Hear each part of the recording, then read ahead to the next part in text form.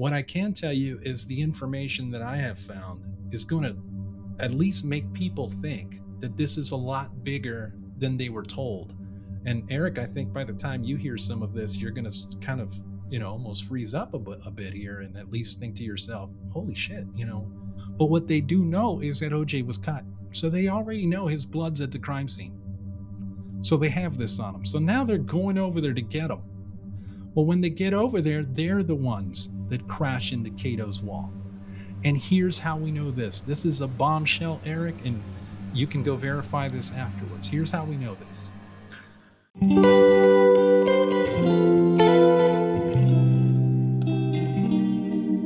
All right, we're joined today by Alex Tome, who reached out to me because I've done some work on the OJ Simpson case. And by work, that means I've interviewed different people who have different theories about OJ Simpson.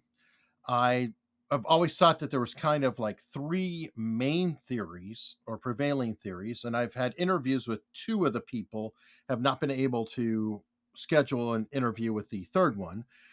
But the theories I have about OJ at this point are Chris Todd, who has been on the show a couple times, once about OJ, and he's been on about other stuff. We are joined by Chris Todd, who is an investigative reporter, I believe television producer. You've done many shorts, and you work all kinds of true crime now. How are you doing? Good. Thanks a lot for having me on. I appreciate it. And his theory is that OJ told us he did it and how he did it and who he did it with. And he claims it's a gentleman named Charlie, and I think it's Charlie Albrook. Ehrlich. And I'm sorry? Charlie Ehrlich. Charlie Ehrlich. Thank you. Yeah, no problem. The second theory is from Norm Pardo, who was formerly OJ Simpson's manager. And that theory is that it was Glenn Rogers, who is a convicted serial killer on death row in Florida. So I'm not disparaging his name. He is a serial killer. He has been convicted. No disinformation here. But his theory is that they went there together. Things got out of hand. And that Glenn Rogers, being a very violent person, went into a rage and things got out of hand and horrible. Now, the third theory, and I've not spoken to him directly, so I could be quoting him slightly out of turn. So I'm just stating what I understand it to be, is from Bill Deere, who is a private investigator who believes that Jason Simpson, OJ Simpson's son, is who actually committed the murders and that OJ was trying to cover them up. Alex, how are you doing today? I'm doing great, Eric. Thanks for having me on the show. Long-time listener, long-time watcher. You do a great job on this. I was excited to get on here with you and kind of talk about this case a little bit for sure. Awesome. Now, am I representing the three cases correctly as far as you know? Yeah. Theory? So you've nailed them down perfectly. I will tell you that unfortunately you will never have Bill Deere on your show because he died. So Oh, it's all right. It's kind of like when did he one. pass? Sometime I believe last year. He was he Okay. was already like up there in age, and anyway, yeah, he passed away, and unfortunately, he won't be able to tell his story. As a matter of fact, it was his theory that kind of got me interested in this case. His original documentary that came out in the early 2000s was a great watch. I mean, I don't agree with his theory for Hmm. many reasons, but the documentary was well done and it was the first of its kind. As you know, Eric, everything that's on TV paints this picture that OJ's guilty. And frankly, he may very well be. I try to be as objective as I possibly can when tackling this case or any other case that I'm interested in. And I just kind of let things lead me to where they go. I don't try to force the issue. And if it goes back to OJ being the sole murderer, like the prosecution and the media narrative told us, then so be it. But the information that I found points to the contrary. Okay. Interesting. And I feel terrible there. I actually did have another person I spoke to about OJ.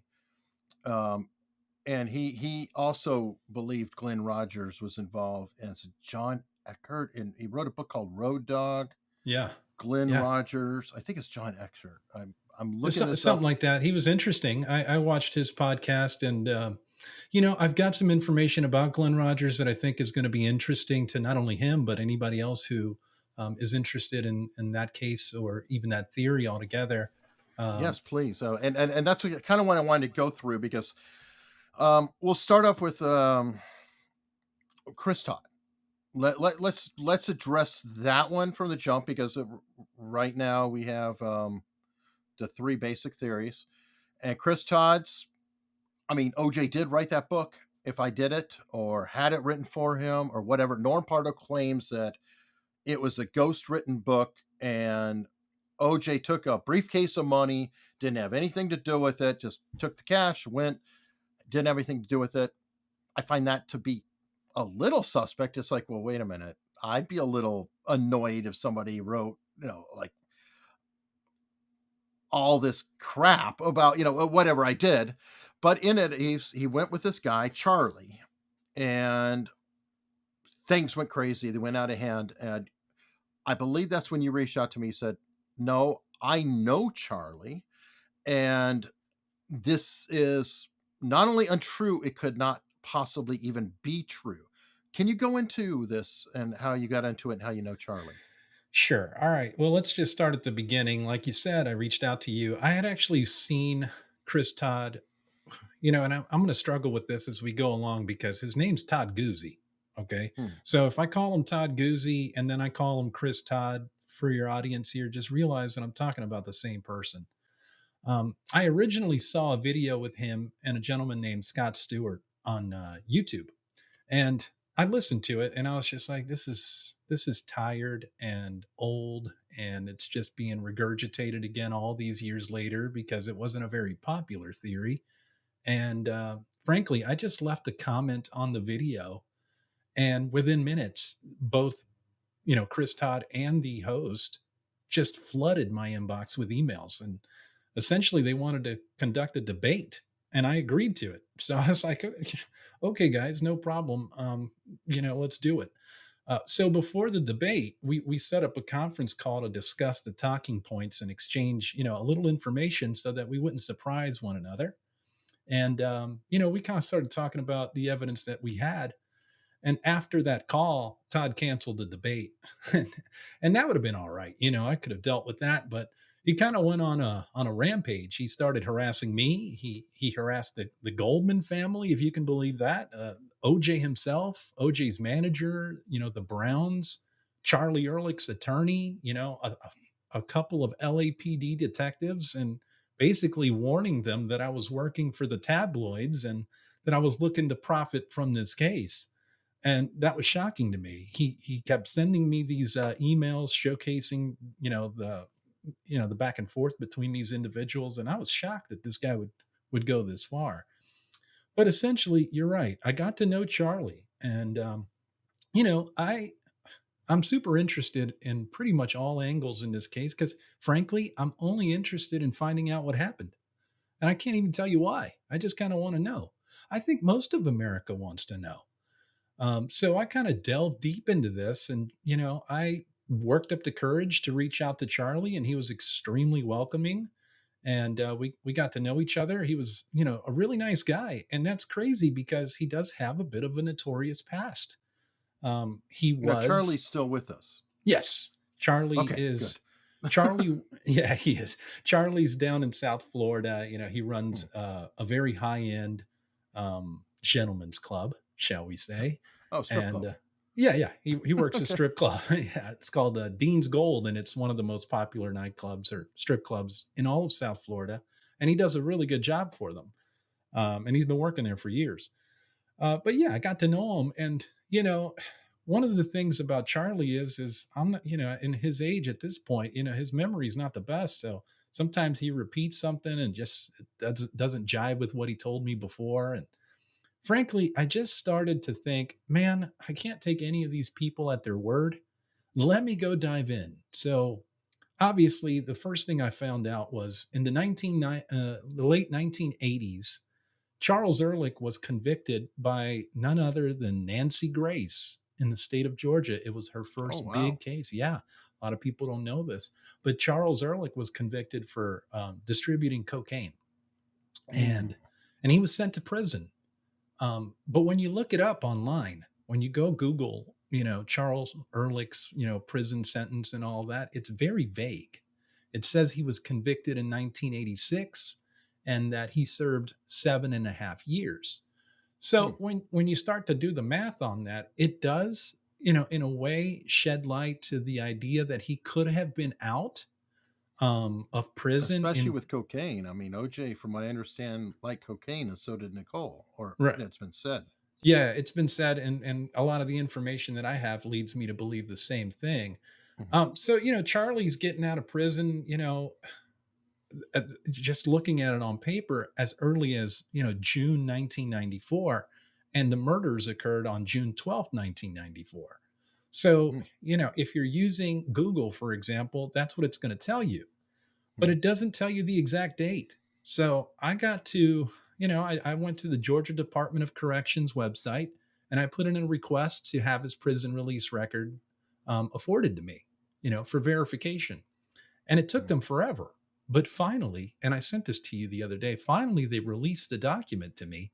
And, it just basically confirmed what Charlie told me. Charlie told me that it was bullshit and that essentially Charles Ehrlich hired a guy to write a script about his life.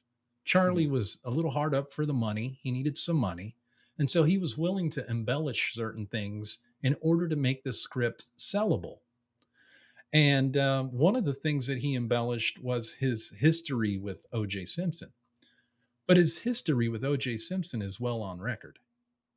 Okay, so let me follow up on this. First off, what you sent me was the fact that he was actually in prison still at the time of the murders.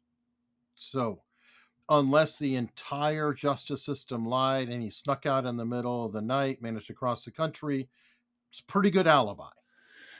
Yeah, you can't be killing two people if you're in a prison cell 3,000 miles away, So that pretty much sealed the deal, but we already had some evidence that this was not possible anyway. I mean, when those Okay, two when they got busted together in Vegas, OJ right now that's what Simpson, I was going to go with, is yeah.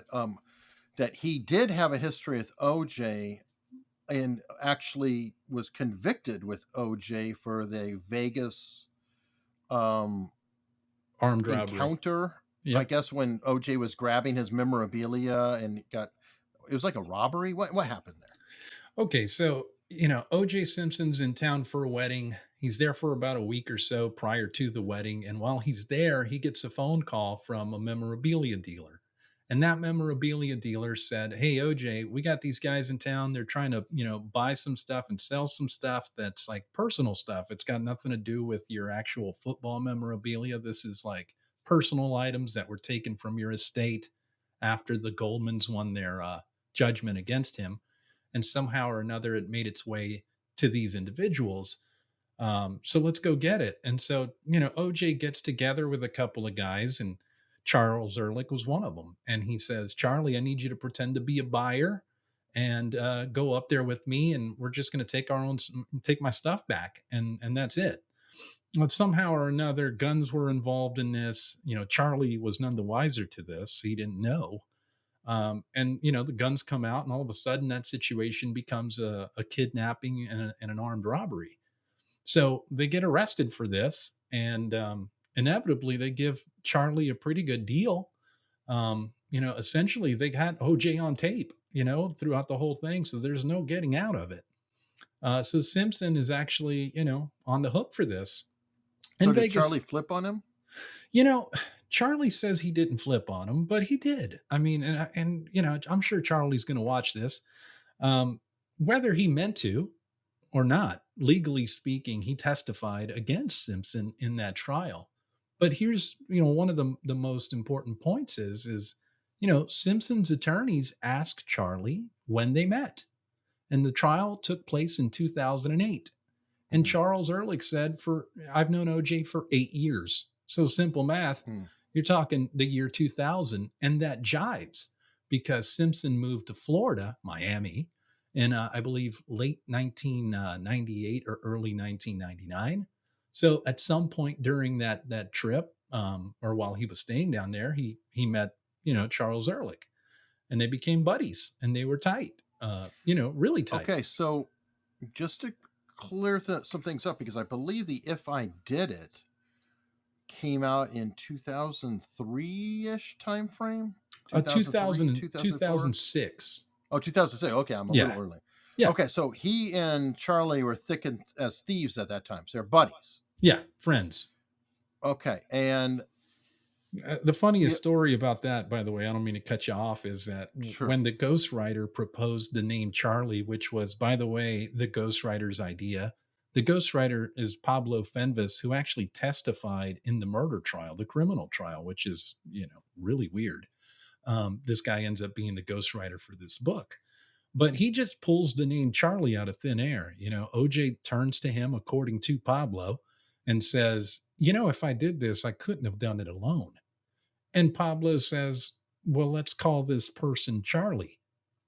And OJ responds, sure, Charlie's great. Let's go with that. Now, as a side here, after this meeting, OJ calls Charlie Ehrlich and says, hey, guess what? You're going to be in this book. The ghostwriter said that a guy named Charlie helped me that night on June 12th. And so I just said, go with it. And they laughed it off together, not ever thinking that this would happen all these years later.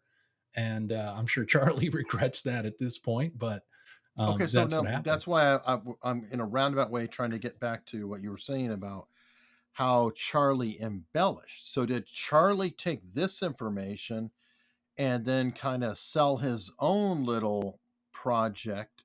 And now we have subs- sustain or he's substantiated what was in the book. So anybody researching it would say, okay, so OJ literally wrote in his book, I did this with Charlie. And then Charlie somehow conveyed the message that, yeah, hey, I was there with OJ and I did this. Yeah, it's exactly right. You're on the money, and to their credit, that probably would have sold that script. Eric Labe wrote this script and just kind of guessed, as to what happened that night. And Charlie Ehrlich, in so many words, says, I guess you figured it out, referring to the night in question, which is chapter 6. And if I did it. But at no point does Charlie Ehrlich say, yeah, I went over there and helped kill 2 people. He doesn't say that to him. He never said that to him. Quite the contrary. As we know now, Charles Ehrlich was in prison until September 29th, 1995, literally 1 week before the verdict. So it's just an impossibility. And he was released on parole to the state of Florida, which means they had to make a transfer from the state of Georgia to the state of Florida. The only get back that I've had on this, Chris Todd has received this paperwork, is that, maybe he was on prison work release. And this is the stuff that bothers me. I mean, go find out what that means. I mean, prison work release means you leave prison in the morning, you go to work, and then you check back into prison at night.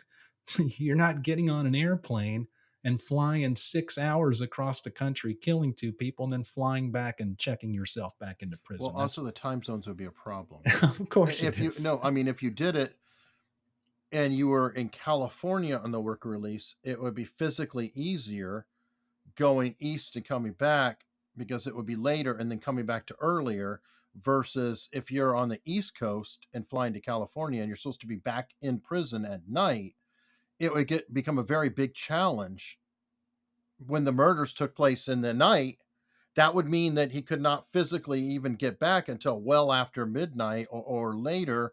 And wouldn't that come up as part of his records for not checking in? Or I don't know. I'm Oh, just saying that yeah. Well, they would time zones immediately, are a yeah. problem. It's just so far fetched that it's just not possible, man. It didn't happen. Okay. Charles Ehrlich, after the fact, is like, I wish I would have never worked with this guy, Eric. But frankly, if he would have done that and released that script and maybe even sold that script, so be it. But they didn't even get the chance. Chris Todd stole the script from Eric Labe, who he calls his partner, and the two never had a partnership. I actually speak with Eric quite a bit nowadays. All right. To Um, clarify, Eric claims Chris Todd stole a script from him. Correct. He said Okay, that I'm not going to make a statement any which way on whether that's the case or not. yeah, no, that's probably a good move.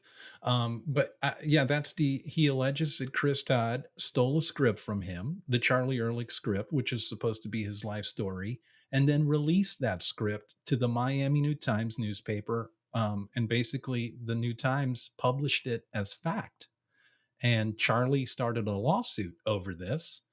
And it's supposed to go to trial at some point this year if these guys don't settle. And the reason why I say that is because this document has now come to light, that nobody had ever pulled before. And it shocked me when I found out from the lady who pulled the file for me. She told me over the phone nobody had ever pulled this document, and I was the first one. So I got it to the That is attorneys. concerning. Hold on, that's Okay, concerning. no, Not it's not crazy. not not only in what you're saying about the authors conflicting with one another, but the police. Yeah. I would think that if somebody is screaming up and down, "Hey, this guy Charlie did it. This guy Charlie did it. Are you looking into Charlie?" I would think that somebody from the LA police would go "Tut, tut, tut, tut, tut," because it would take them. They'd have no problem with it. They've got the authority. They could probably just make a phone call and say, "Hey, Hmm. was this guy locked up? Yes or no?" Boom, end of story. Right. Yeah, I don't know. It is a civil matter. This lawsuit, it's not a criminal matter. So perhaps the police just don't want to get involved. But that being the case, Robert Hantman's a great attorney. It surprised me that he didn't have this document. However, he may have had something else. I mean, Charlie Mhm. was on parole in the state of Florida, and perhaps there was records showcasing that, he was with a parole officer on that day, for all we know. So not to, Well, he couldn't have besmirch. been. Well, yeah, well, you're right, exactly. But not to besmirch, Robert. He knows he's very capable, very very good attorney. I'm sure he could prove it in other ways, and I'm sure they had some variation of this document. But the lady that I pulled this document from in the state of Georgia told me this, and when I got the document, I was floored by it. I cannot believe that this guy, Chris, went as far as he did, making hundreds of videos, calling a man who's still alive, walking around, a murderer, and doing so freely. And he just gets to walk around like it's perfectly acceptable to do that. So, part of the reason why I'm bringing this to light is to just put an end to it. This has to be over with. This poor guy's getting death threats, shopping around at Publix and places like that, just trying to live his life.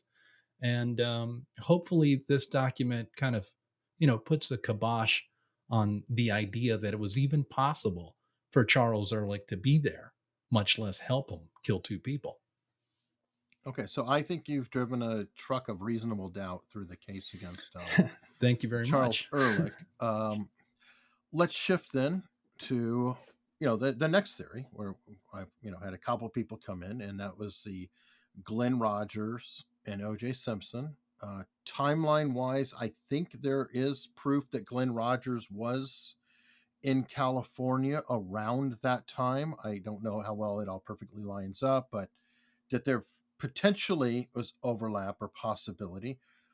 Do you have issues with the Glenn Rogers involvement in any way, shape, or form? Um, Well, as much as he fits the bill as the type of guy, it just strikes me as curious that there's no, one of the things that Glenn Rogers did was he took a lot of pictures. Took a lot of pictures with his different people, and he was the kind of guy who would stalk his people out for a while first.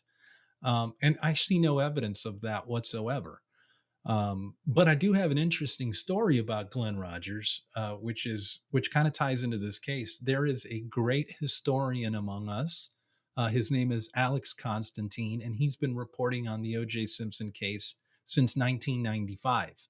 And his theory is probably the closest one to the reality of the situation if Simpson himself is not the sole murderer.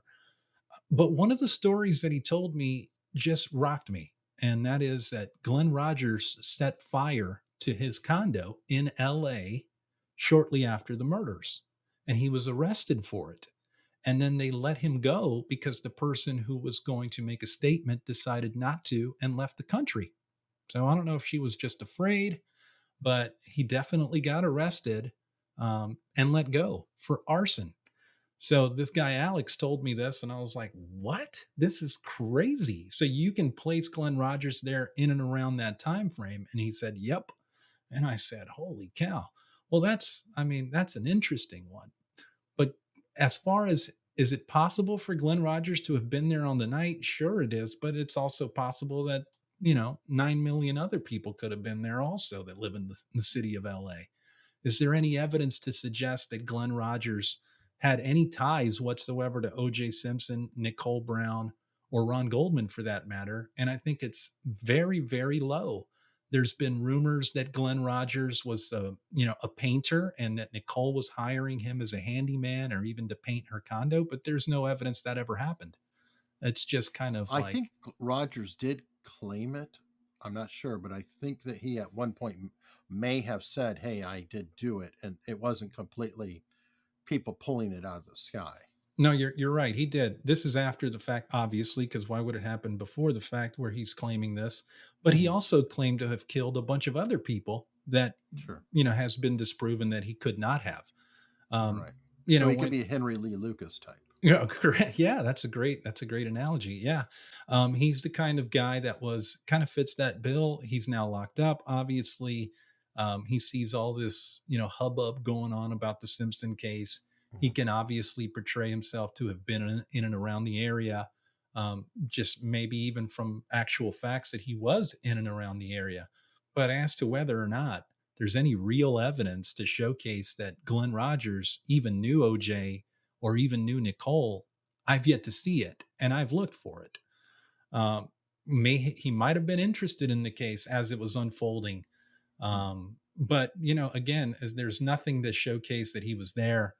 Obviously, him getting arrested, sent to prison, that comes with a lot of swabbing, DNA swabbing, fingerprinting, and when you do that to a guy, it goes in a federal database, and Now, essentially, go ahead. in defense of that, because I believe talking to Norm, it's been a while, that there was other DNA found that has not been run from the scene at this point, and that he also had other evidence that got seized by the FBI. I think he was claiming that he has not seen since. So I just don't want to overlook any mitigating circumstances or statements that people have made, because if there is other DNA evidence and it just hasn't been run against it because he said case closed, OJ did it. We're going to try him, but we give up on it and everything just got tossed. I don't know. Well, except there is some information that we have about the DNA,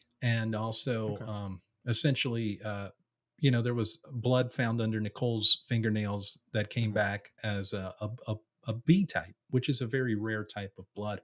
Hmm. And they would have easily made that connection, and we can make that connection now. All we have to do is find out what type of blood Glenn Rogers has, and then we can kind of figure out is that a match. There's also traces of a Ford Leo on the steering wheel of Hmm. the Ford Bronco that was collected later. Again, that didn't come back to any of them. So it didn't come back to Goldman, Simpson, or Nicole, just some mystery person. And at last check, I believe there were 9 unidentified fingerprints found at the scene that came back to nobody. So that is interesting information that's out there. I So just has think, anyone actually done the comparison, or could it be done? Because I would think it would be good to just to rule it out. well, I'm It, not so sure that it wasn't ruled out. Now, whether or okay. not they made a big deal about it and kind of, let everybody know that, the media doesn't really focus in on these kind of conspiracy theories when they're trying to push a narrative. Hmm. So whether or not they dropped him, officially, it kind of remains to be seen. We don't know. We don't really know for sure. So when I can't use something like forensics, I try to look elsewhere. I try to look at all the Okay. players combined and everything else that was going on, in and around the time, with the participants, and then try to formulate, a reasonable judgment as to what could have happened. Hmm. Under that basis, by the way, at no point am I telling anybody this is what happened. Okay. We don't know. We don't know. But what I can tell you is the information that I have found is going to at least make people think that this is a lot bigger than they were told. And Eric, I think by the time you hear some of this, you're going to kind of, almost freeze up a bit here and at least think to yourself, holy shit, this guy might have found something here. And then that's the point. Okay. Now, before we get there, Sure. because we're going to say Glenn Rogers, you're saying you doubt it, but you can't say conclusively he absolutely wasn't there. Um, I want to go to Jason Simpson. I just kind of want to cover all the current ones because I feel like people have invested in each of these theories. So let's address the Bill Deere theory and Jason Simpson. What do you think of that theory? Was he onto something, not onto something? What actually happened, or what are your issues? The only place that me and Bill Deere agree is that, that OJ himself probably didn't do this crime. That's my own personal belief. And I don't think Was Bill he Deere. there? Yeah, in my opinion, there's no way he wasn't there. I mean, there is a way, but it's so outrageous that it would involve having all of the evidence tampered with, replaced, or put there after the fact. Some of which did happen, though. Sure, some of that did happen, but the degree that they would have had to go to completely frame him up is just out of this world. But then again, just because you're somewhere where someone is killed doesn't mean you're a murderer. So for him to have been there isn't the end of the world for him, so to speak, unless he knows something that we all don't know.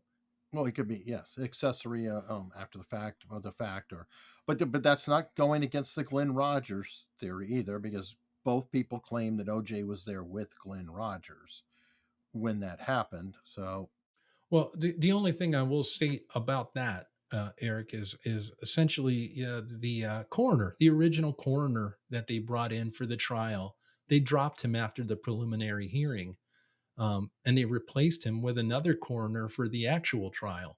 And the reason for that is because the original coroner suspected that two knives could have been used to kill both of these individuals, a double sided knife, like a dagger, and then a single edged blade. And this came out during direct and cross examination of the coroner, Golden was his name. And so they dropped him and they replaced him with another guy. And he did a horrible job, by the way. There two knives means two guys. I don't think in the history of American jurisprudence have we ever found that one murderer used two different knives to kill the same person or even two people. So that was pretty interesting to say the least. okay, so and then so your issues with Jason Simpson, could he have been the second person? It's not exactly the kind of father son bonding that you expect to do. You Well, know, yeah, you know what I mean. So it's the reason why this gains any notoriety at all is because unfortunately Jason had some mental issues. He had a rage disorder. He was treated for that rage disorder. He actually had a crime. He almost assaulted someone with a chef knife, which again, it's great fodder and it's great for a guy like Bill Deere to go, see, he has a history of doing this stuff. But, the whole reason that he supposedly flipped out was because Nicole canceled plans to come have dinner at the restaurant that Jason worked at. And you got to think to yourself, that's pretty extreme. A cancellation of a reservation is going to drive you to leave work, run down to your ex stepmother's house and kill her and some other guy. And he didn't use a chef knife for this one. This was a much shorter blade, even the double sided blade, and anywhere between 5 and 7 inches is what's claimed in the autopsy report. And again, there's a couple of other problems. Bill Deere hung his whole hat on this theory that Jason hand wrote when he left work on his time card. A documentary was done about this, not the one that Bill Deere did. This was on, I believe, the ID channel or some weird channel like that. And it come to find out, Bill Deere had his dates mixed up The time card was very specifically a machine stamp out on June 12th. And, the way that it was laid out confused Bill, and Bill thought it was handwritten for that date. And it turns out it was for the following week, or I'm sorry, for the week before. So he just had his dates mixed up. And essentially that gives him an ironclad alibi. So he was at work at the time. Yeah. He was at work until Okay. I believe 10:30, 10:45 that night. So it would have had to he would have had to stamp out that time card and literally reverse time to go over to that crime scene and kill all those people. So Charlie was in prison and Yeah, Jason was at work. right. Yeah. And Glenn Rogers, he was, crazy somewhere. We just don't know where for sure. And I mean, we don't have any records of any place that he might have stayed at, etc. So it's kind of hard to place him there necessarily. If we go by his word, then sure. But why would a convicted, serial killer lie? you know? True, true. But on the same token, it could be said that he has nothing to lose from lying or telling the truth. Like, because a lot of people say, well, why would he put himself at risk? Well, he's on death row. Well, he's He on can't death get row. Yeah. he can't get deeper on death row, and maybe he can get a change of venue. So I could see both sides as to where he could benefit, by getting special compensation, maybe get to travel, whatever, if he is lying. But then there's his side that there's no downside if he's telling the truth. So I'm going to say he's up in the air. He's up in the air. He's unlikely to me just because he Sure. has no history with these people. If he did have a history with them, it's a very short history. The rumors were that OJ put him up to this prior to, and it just seems strange that OJ's going to, get his ex-wife killed and chooses a guy he just met to commit these crimes. It just seems a little outrageous to me.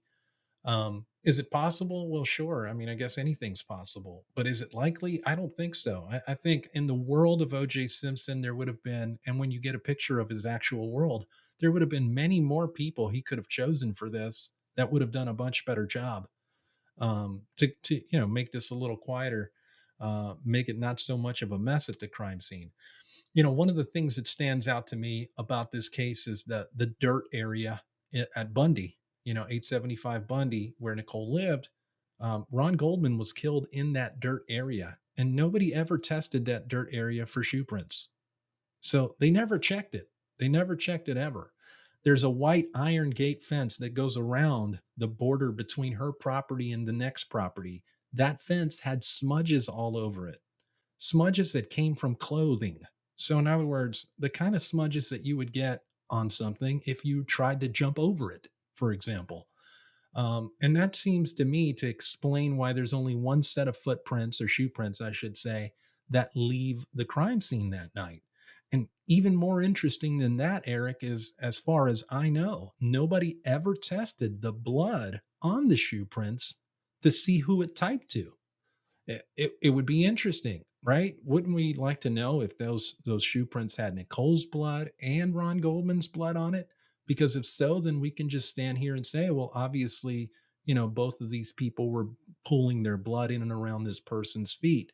But Or what the if, perpetrator, by the way, or the because it's perpetrator? very common with knives, especially in stabbing, that perpetrators injure themselves because the blood gets slippery and they'll slide down and cut themselves on the blade.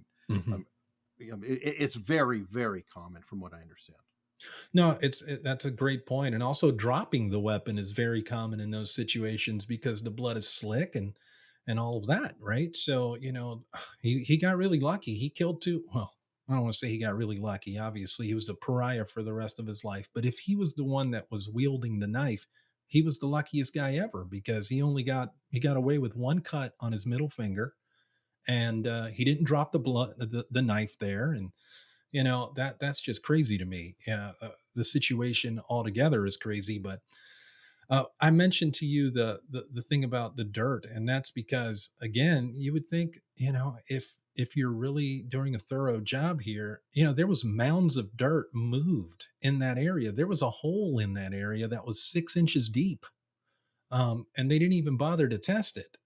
which is crazy. And the reason why this is important is, obviously that could place somebody killing Ron Goldman in the dirt and escaping without leaving shoe prints. The information that was told to me, and I can't tell you who told me, but I'm just telling you, is that essentially that is exactly what happened. And in the melee, Simpson was cut and he left. He's a runner. He's showcased that throughout his history. The domestic disturbance that happened in 1989, when cops got there, OJ jumped in his Bentley and left.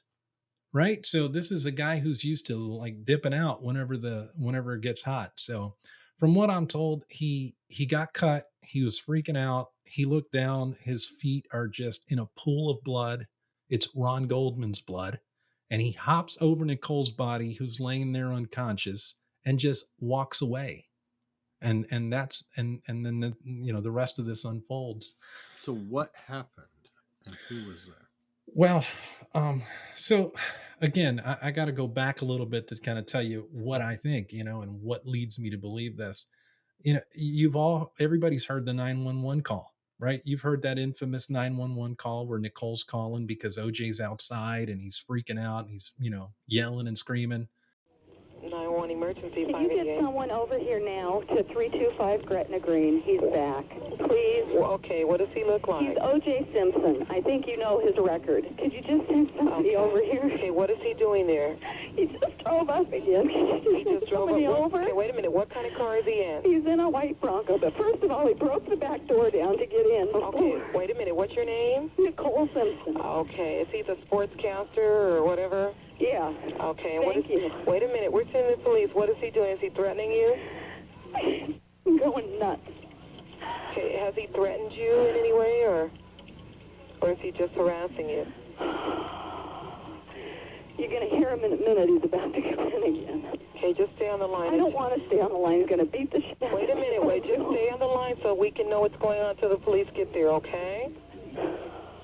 Okay, Nicole? Uh-huh. Just a moment. Does he have any weapons? I don't know. Okay. He went home, now he's back.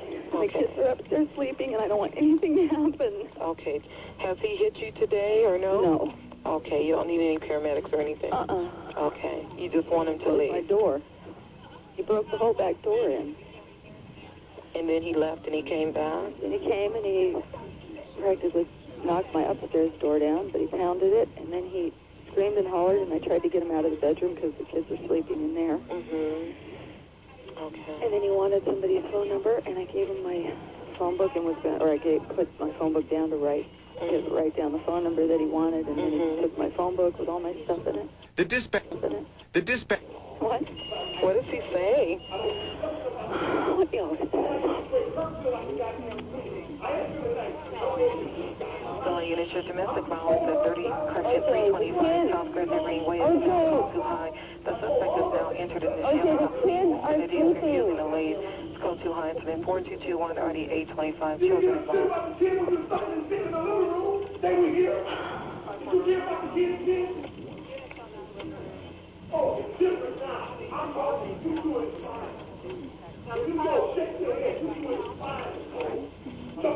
Just stay on the line, okay?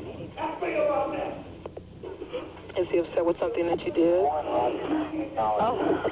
a long time ago. It always comes back. You're familiar with the 911 call, Eric? Yeah, it's been a minute, but yeah. So she's wigging out. She's like, she calls 911. They're having an argument, and you can hear in that 911 call OJ freaking out about drug dealers, about hookers, and he's talking about Heidi Fleiss in that call. Repeatedly, over and over and over again, he's talking about her. So when I heard this, I'm like, I wonder if anybody's even bothered to ask Heidi Fleiss about any of this. And I looked it up, and I can't find one interview where anybody's asking Heidi Fleiss why OJ is bringing her up during this argument. And the whole world has heard this argument over and over and over and over again. So I worked up the courage, man, and I made contact with Heidi, and I just started asking her what it was all about. And she was so sweet to me, man. She actually, took the time to talk to me. We spoke on the phone repeatedly. We still talk to this day. And she told me that nobody had ever even bothered to ask her about it. And I just thought that was insane to me. This is 8 months before the murders, and OJ is compelled to go over there because he's on the set of The Naked Gun 33 and a half, and Anna Nicole Smith stand in, who used to date Nicole's ex boyfriend Keith, turns out to be a Heidi Fleiss girl. Okay. And I'm she's, kind of wondering, you're making my my neck tickle here a little bit, because I'm like, Heidi Fleiss was the madam yeah, the to the Hollywood madam. stars, if That's I right. recall. That's right. And I guess I'll just ask bluntly, did Nicole work for her? No, Okay. no. But the two did have a falling out at some point. And I don't know what about, but they had What was their some. relationship, if they knew each other at all? Well, everyone in that circle was hanging in and around each other at different clubs. They went to the Monkey Bar, the Dragonfly nightclub, which was owned by Brett Cantor, who, by the way, was also killed with a knife. And a couple of other bars, Bar One, a couple of other ones, but they just used to party. So they would all kind of end up in the same places. And I think that's just the way that they met. But apparently they had some sort of falling out at some point. There's also reason to believe that Faye Resnick was chummy with Heidi and all of her friends. So it Now, is it is, all drug tie-in? Because if I recall, Faye definitely, I think, I'm not gonna say definitely. I understand Faye to have had a definite or have a drug problem. it's definite. She was And actually in a drug rehab okay, facility when the murders took place. And it was a cocaine habit. But there was another drug that was very popular at the time, ecstasy. So it was just mhm. kind of making its waves in Los Angeles at that time. So going back to Heidi, I'm just sitting here trying to figure out, well, what's this connection? Okay. And so I started digging in a little bit, and I pulled up the Hollywood Madam documentary, which is a great documentary, probably the best one I've ever seen. It was shot by a BBC reporter named Nick Broomfield, I believe, and he did a Mhm. great job. But one of the things that kept coming up was this gentleman named Cookie. Okay. And that's the only thing I'm going to tell you. I'm not going to give you his real name because he's still alive and he's out there. It sounds Um, like a mob name. well, Cookie was an Israeli. Okay, so he Oh, was, a Jew. And he was from Israel. He moved to the United States in 1986, and he started his new life out here in the state of Florida, in South Florida. At some point, he relocated to California and started working at a beeper shop. Actually, he was partners with a guy at a place called JJ Beep, the beeper king of Los Angeles, which anybody who was alive in that time, living in LA in the late 90s or the mid 90s would know what that means. The beeper king of Los Angeles. He had a spot on the corner of Sunset and La Brea.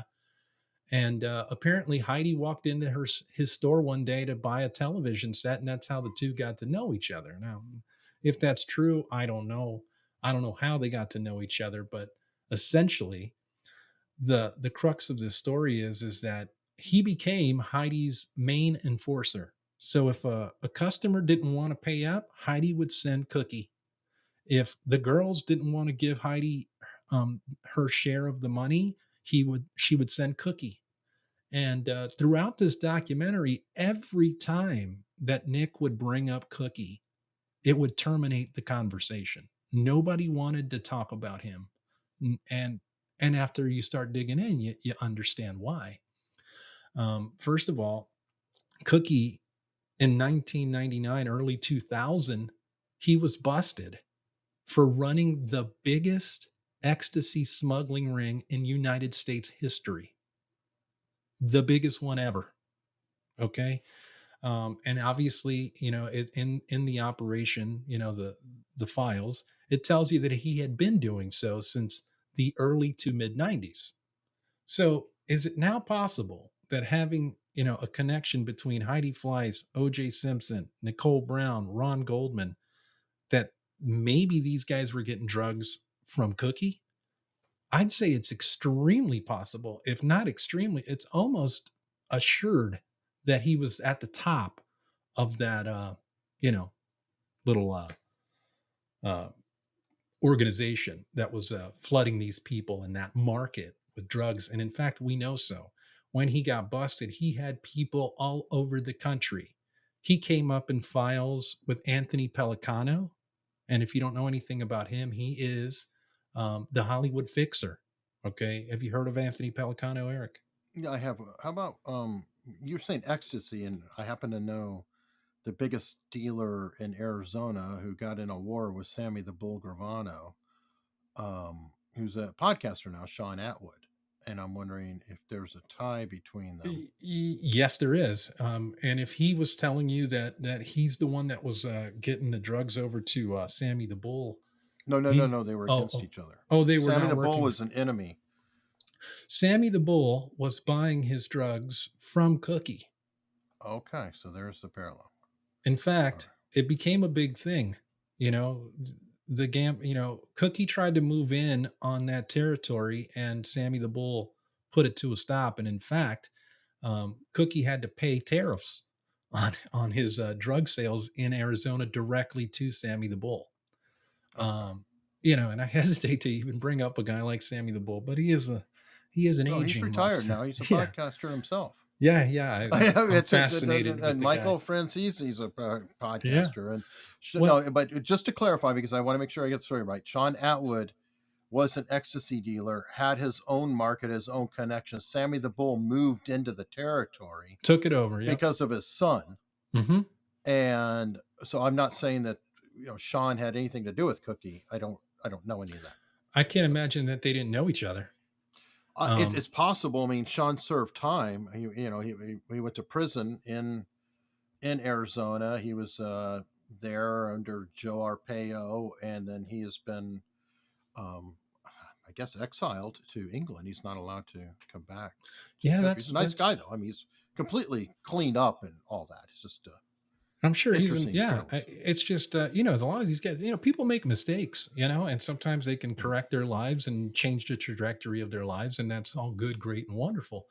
But I'm more interested in trying to figure out how this all ties in. Right. So for me, it's an impossibility that it's not tied in. First, the Anthony Pellicano lawsuit has Cookie named in it multiple times. Okay. And we know that there's a man named John Dunton. Okay. And John Dunton is a guy who came forward after the murders in Brentwood and said that he saw and had firsthand personal knowledge, that Anthony Pellicano was on site that night. On June 12th, Anthony Pellicano, according to John Dunton, was at the murder scene, along with 3 other individuals and OJ Simpson. Now, that in and of itself, that's a lot of people. Right. That in and of itself sounds crazy to me until you hear the rest of this. First, John Dunton comes forward. Okay. I guess he was excommunicated from whatever posse he was running with. Maybe he dipped out that night. Maybe he was scared and left. I don't know. But at any point, he does come up and gives up his story to the prosecution and to the defense. And he is subpoenaed to testify. Well, as it's making its way towards the preliminary here, or the grand jury, I should say, John Dunton decides he's not going to testify because, according to him, he was threatened by an aging mobster, okay, that if he spoke, he would be killed. And he decided to take the contempt charge and did 30 days in jail rather than tell the story that he came forward to the cops with initially. And then for 30 years, that guy didn't say another word about this. Now, that's one account of more than one person being there that night. He names a guy, Anthony Pellicano, who we can tie into the OJ Simpson case. Anthony Pellicano's name came up during the trial, and we can tie into Cookie in the Heidi Fleiss world. So all of a sudden, these connections are all becoming a little tighter. There's another witness, Marianne Gerches. Okay, she had, financial issues. She was not used in the trial because they couldn't vouch for her because of her financial issues. But she came forward and said that she also saw 4 men leaving the scene of the crime wearing knit caps, all of them wearing knit caps. Again, didn't know John Dunton, didn't know any of these people, didn't know OJ, this is within a day or 2 of the murders. Then you have Tom Lang. This one's the most fascinating one. not the cop Tom Lang. In this case, there are two Tom Langs. The detective Tom Lang, who was on the case, and then there's the witness who never testified, Tom Lang. And Tom Lang is the last person on the face of this earth, other than the murderers, who saw Nicole Brown alive. At 10:03, 10:05-ish, right around that time, Tom Lang leaves his condo, which was adjacent to Bundy, right across the street. And he's taking his dog for a walk. And the dog's not on a leash. So as he's approaching Dorothy Street, overlooking Bundy, he looks up and he sees Nicole Brown leaning into a white Ford. He will not say that it was the Ford Bronco, a white Ford. She's leaning into it, wearing what she was wearing when she was killed. Now, a white Ford, though. Okay, you say doesn't say Bronco. Does Right. he say SUV, pickup, car? No, I mean, he could only see it from the front. So as he's approaching Bundy, the Ford is facing him. So if you think back to what those 90s Broncos and 90s Ford F-350s, all of them look identical from the front. You right, can't, right. So it was definitely a higher rise vehicle. It was not a car. not a It was car. either a Bronco or a pickup. Right. A I just wanted to white clarify. Ford, Bronco, an SUV, or a truck. He doesn't specify which, and he cannot make out who's in the front seat. So he doesn't see who's in there, but he sees Nicole leaning into that vehicle, and he sees another man standing behind her with his fist clenched in an angry position. And then another man about 50 feet away who, according to him, was Ron Goldman. But this messes everything up. Ron Goldman could not, according to the theories that we've all been told, not have arrived to that crime scene until 10:20, 10:25, 10:30, depending on who you ask. But he has them arriving there at 10:03 in the evening. Interestingly enough, by the time, so he's got his dog off the leash. So he's freaking out about that because he doesn't want them to attack these people. So he calls over to his dog, and instead of going across the street to where they are, he turns left. When he turns left, he walks and he takes the dog all the way around the other street behind Bundy, and then whips it back onto Bundy and walks right across next to her condo and doesn't see anything at all. And then goes back home. And for 30 years has never said a word to anybody ever about this case. He's not done one single interview except for a good buddy of mine, B.T. Wiedemeyer. He wrote a book called OJ's Moon, and he is the first person to ever, in 30 years, talk to the last person that saw Nicole Brown alive. And so how did we know he was the last one to see her alive? Did he talk to the cops? Did they at least confirm that or have a record of it that he was the last person? He made a police report that night. Okay. And they came and talked to him the next day. And he also talked to the defense a couple of times, but nobody was eager to use him for a couple of reasons. The first reason the defense didn't want to use him is because he saw a white Ford there. That's bad for OJ. All right. OJ is pleading that, he wasn't there that night. Not only that he didn't kill anybody, but he wasn't there at all. That's the stance that he took. So obviously placing him at the scene is bad for the defense. So although his information was great, forget it. We're not even going to take the chance. And the prosecution didn't want to use him because it changes and messes up the timeline. And he swears that he saw Ron Goldman that night. Well, that screws everything up. So the prosecution didn't want to use him. So this guy's lost in the ether forever. But he's another one who saw more than one person at the scene of the crime that night.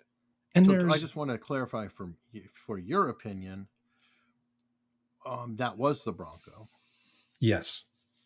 OJ was there. Yes. And Ron Goldman was there. It's possible. I can't obviously confirm any of this, but it seems likely to me that the story that we've all been told was, a story that they agreed on, okay, and even stipulated to, as far as the timeline is concerned. Ron Goldman, probably left work at 9:55, right around there. He lived not even a minute or two away from the Mezzaluna restaurant. He was on foot. So he walked home, and according to the prosecution's theory, he, changes clothes and jumps back into a car that he borrowed from his neighbor and drives over to Bundy, where he ultimately meets his fate. According to the defense, Ron Goldman leaves work at the exact same time, but goes home, takes a shower, eats, borrows his friend's car, drives over there a little bit later. And then that's when the crime unfolds at Bundy. These are important distinctions because neither one of these guys claims that Goldman could have been at the scene of the crime earlier that night. And there's two other people. Okay, so there's a guy named Bill Chang. Bill Chang was working at the Ben and Jerry's that Nicole Brown took her kids to get ice cream that night. Okay, and according to Bill Chang, Nicole came in to the Ben and Jerry's with not 3 kids like has been reported, but with 2 kids and a man in a suit, and they were together. Nobody's ever found Bill Chang since. I don't even know if he's still alive. If you get to see this, Bill, I'd love to talk to you. Well, I'd like to talk to anybody who's been mentioned up until now. Wide open invitation. Obviously, Heidi, Charlie, and anybody. I'd be happy to talk to any of you.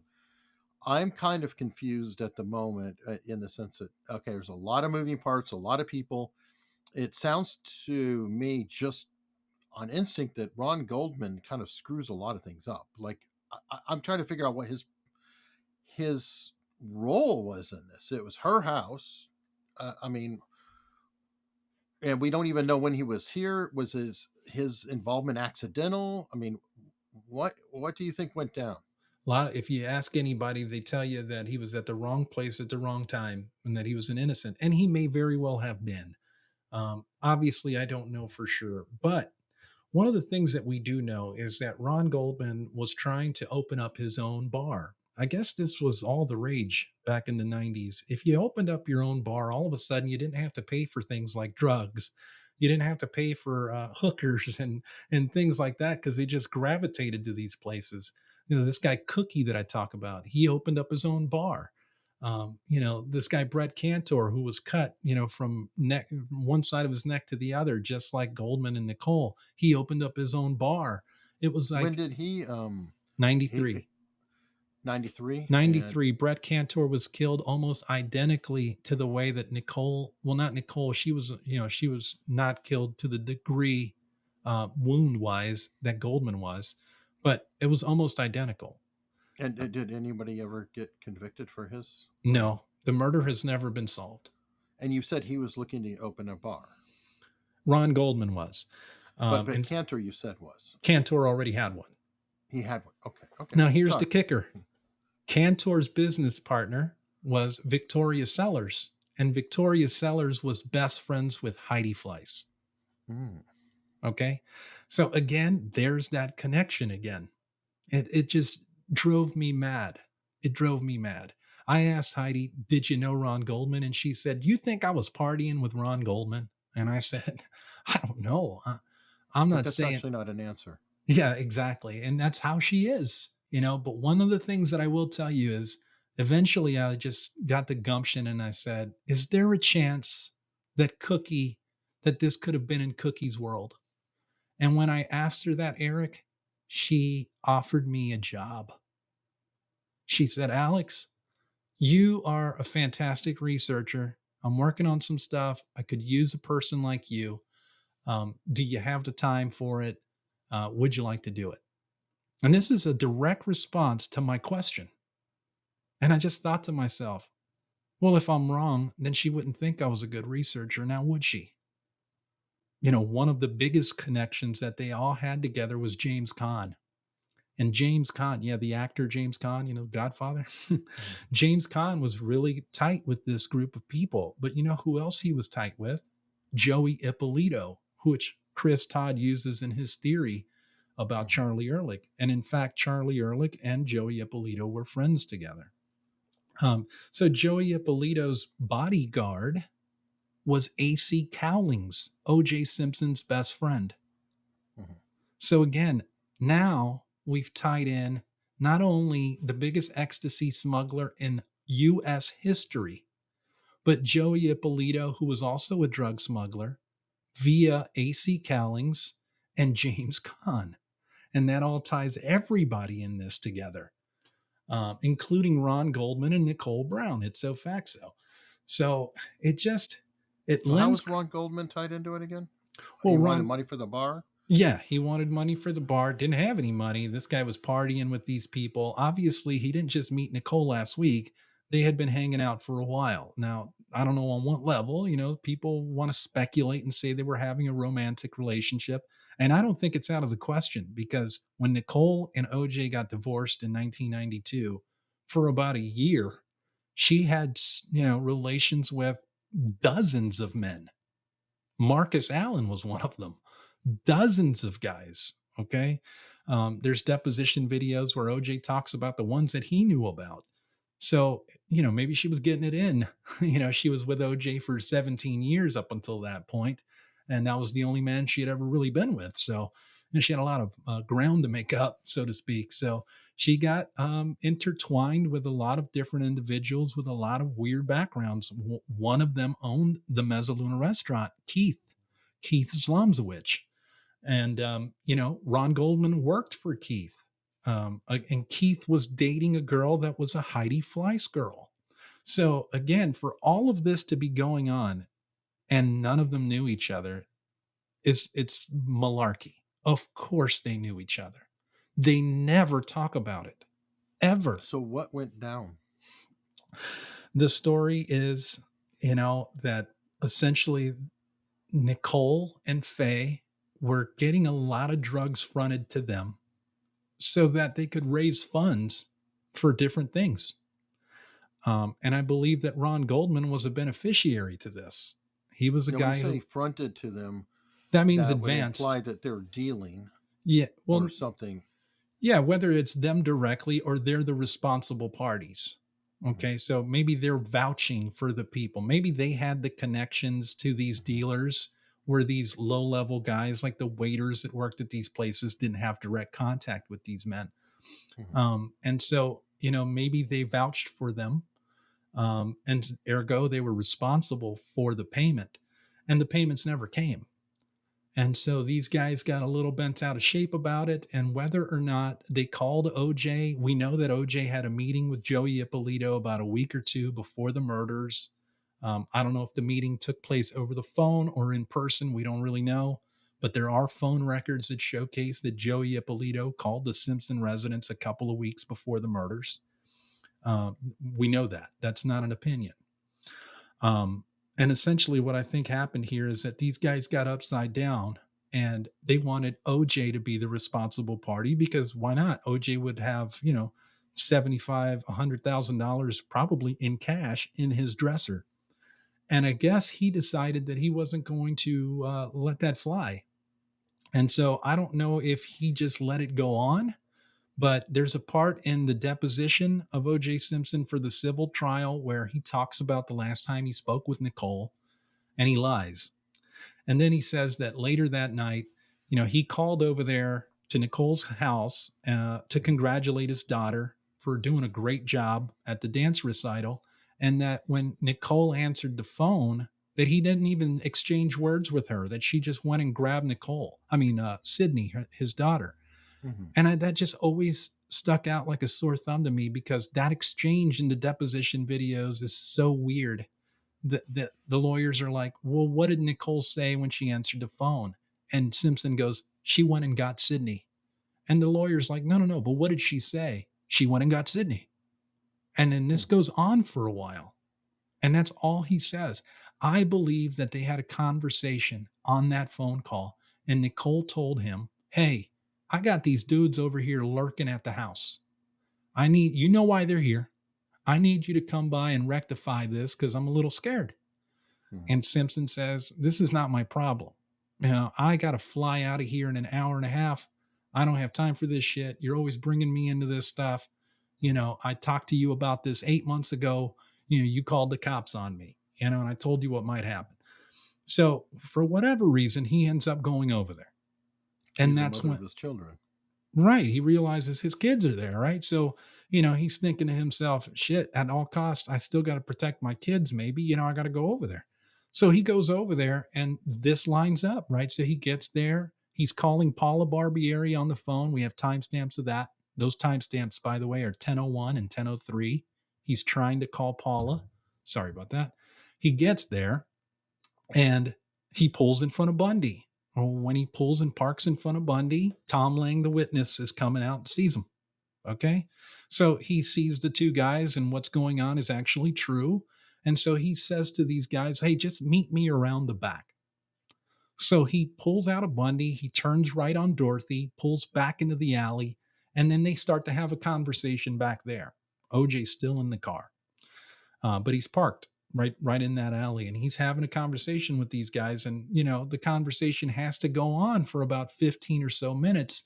And the reason for that is two people that were on a first date, on a blind date, happened to walk by Bundy at 10:25 that night and saw nobody dead, and saw no melee, and heard no dogs barking. So whatever happened, we know had to happen after that. Okay. So they're arguing in the back of the condo, and that's why these two people don't hear it. If you've ever seen the condo, it's like, almost half a mile. That's how long this thing's, hundreds and hundreds of feet from one end of the condo to the other. So it's not crazy to think that they're having a conversation back there and the people walking by the front of the condo don't hear this. So then slowly but surely, they start moving towards the front of the condo. And Nicole, who was prone to having a bad temper, starts getting agitated and comes at one of the guys, flailing her arms. And when she does that, one of these guys pulls out a knife and hits her on the top of the head with the knife, knocking her out. She falls right where she was found later. So like with the handle? Yeah, with the butt of the knife. And in that fail swoop, he cuts OJ Simpson on the finger. Okay, so now OJ's in shock. He looks down, Nicole's there. He's bleeding. And these two dudes are like, he's thinking, are they going to kill me? And at that precise moment, Ron Goldman shows up. So he walks in. He's, there's a witness that hears, hey, Robert Heidstra, at precisely this time, 10:35 at night. He hears this happening. And from what I'm told, those two men jump Goldman in the dirt, kill him. And when they're doing so, it's a violent assault. They attack him at the jugular, which causes the blood to spray out of his neck, and it pulls around Simpson's feet. So he looks down. He's coming out of the fog. He sees this assault happening. He looks down. He's got blood everywhere. He looks down and sees Nicole laying there, not dead, unconscious, not bleeding yet, just laying there. So he backs up. He sees this all going down and then just steps over Nicole's body. And if you ever look at the crime scene, you'll see that it's odd because there are shoe prints that face the victim in the dirt. And then there's like a weird turnaround. And then there's like 3 feet of space before the next footstep, before the next shoe print. So it's almost like he just leaped over her, landed on the top of the stairs, and then just walked out of the crime scene. He hops back into the Bronco. He drives all the way back to Rockingham. He does not jump into his own wall, like Cato tries to say. And then he, takes a shower and gets ready. And these two guys finish off Nicole. One of them is clean, doesn't have any blood on him. Okay. He's the one that finishes off Nicole. And they go to Rockingham to get OJ because they realize OJ Simpson just saw us kill 2 people. But what they do know is that OJ was cut. So they already know his blood's at the crime scene. So they have this on him. So now they're going over there to get him. Well, when they get over there, they're the ones that crash into Cato's wall. And here's how we know this. This is a bombshell, Eric, and you can go verify this afterwards. Here's how we know this. During direct examination, Marcia Clark asked Cato Kalin about going back there to check on the 3 thumps. Cato said he was on the phone with his girlfriend. He heard 3 thumps on his wall, and he decides that he's going to go check it out because it was weird. So he gets off the phone. He walks around the house. He's got a little shitty flashlight. It doesn't work very well. And he walks to the south pathway, and he walks up to a gate in that south pathway. And he gets too scared. It's too dark. The flashlight sucks. So he can't see any further, and he's blocked by this gate. So he decides to turn around and leave. And that's when he encounters OJ in the front of the house, and then they start packing up the limo. Well, that was the last visit that far along the South Pathway. So Cato says the gate back there was closed. He walks up to it, doesn't go past it, turns around and leaves.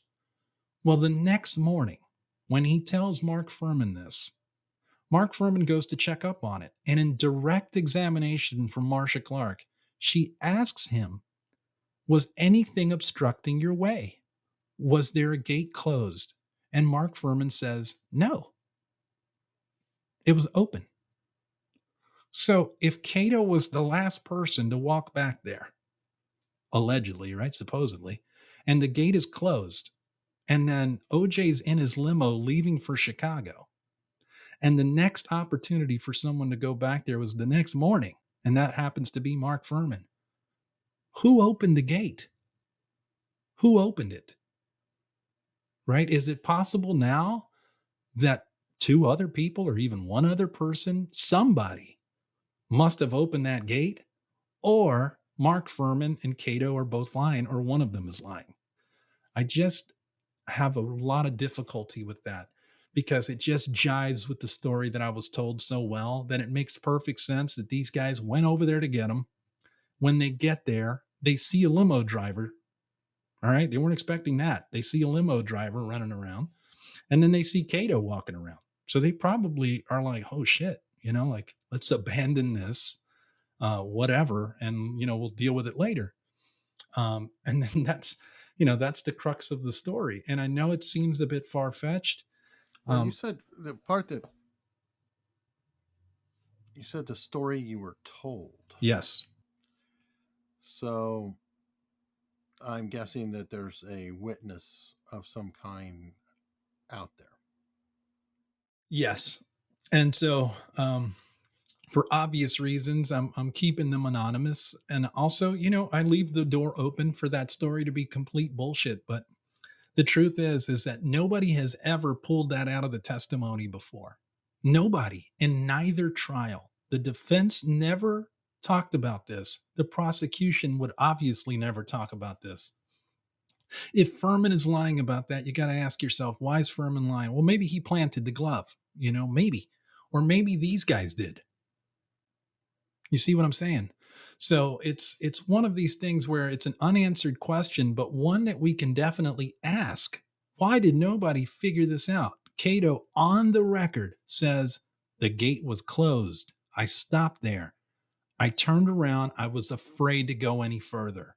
And when Furman is asked about that trip that he took the next morning, the gate's open. Well, who opened it? Who opened the gate? He didn't open it. They clarified that point, and nobody ever talked about it again. It's crazy. So since all this, I've just been diving into this world of Cookie, the Heidi Fleiss world, just trying to make this connection to Joey Ippolito a thing. And I did. And so now we're working on it. And, I'm just trying to kind of delve in as far as I can. It's a dangerous grounds. This is not exactly the safest thing to do. If these guys all pulled this off in the dark, they're really good at it. And they probably wouldn't have, a hard time getting rid of a guy like me. And what's so crazy is that there have been a dozen murders associated with this case that came up, during the trial and after the trial, that can be traced right back to, knowing OJ. So when people ask, how big is this conspiracy? They love saying that. Well, how big is this conspiracy? Well, who the hell knows? Who knows? But what I can tell you is that definitely something like that was leading up to these murders. We have it. He's on record going crazy about drugs, hookers, Heidi Fleiss. Then we find out that Heidi had a guy who was selling drugs to another level who was busted. A couple of years after this. And by the way, he only did 6 years in prison.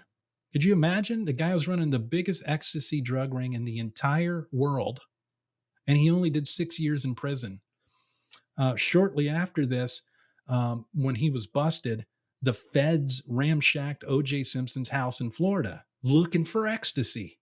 and they found 4 bags of weed and a little bag with some cocaine residue, and that's it, and some stolen satellite TV equipment. It made the news, and the only big part of that made the news was that OJ was stealing cable. But they didn't tell you what they were really there for. They were there searching for ecstasy. Now, who would give up a guy like OJ Simpson? You know what I mean, right? So that is where I'm at in all of this at this point, my man. I'm over here trying to like tie up all of these things together and kind of figure out where it leads me. And I'll tell you, it's been crazy. These associations with the Jerusalem group and the Jewish Defense League lead you to the Gambino crime family. They lead you to Tupac. Okay. They lead you to a number of other people as well that were just involved in this world. And it's just been fascinating. And right now, I'm very lucky. I'm working with a couple of guys. One of them who just did the OJ Netflix documentary. He was on the set and called me up because I saw your podcast, dude. I'd love to do one with you. And I said, no shit. So that was awesome. So he called me up, and we're in the midst of doing some stuff here to expose and shed some light on this stuff, which to me is way more fascinating than a random serial killer, or the idea that OJ Simpson killed 2 people at the age that he was at, uh, left without a scratch except for one tiny little cut, um, et cetera, et cetera. Obviously, the Charlie Ehrlich accomplice theory, all of that stuff for me was just played out. And I didn't know if it was, I was like, man, I just find so many holes in this stuff that I got to find out what happened. And it's been 20 years, man, 20 years that I've been digging into this case. And now is where I'm feeling like I'm finally gaining some traction. And I feel that way because of the participation of these people, that author, B.T. Wiedemeyer, Alex Constantine, the historian. All of these guys are working with me, the OJ Netflix dude.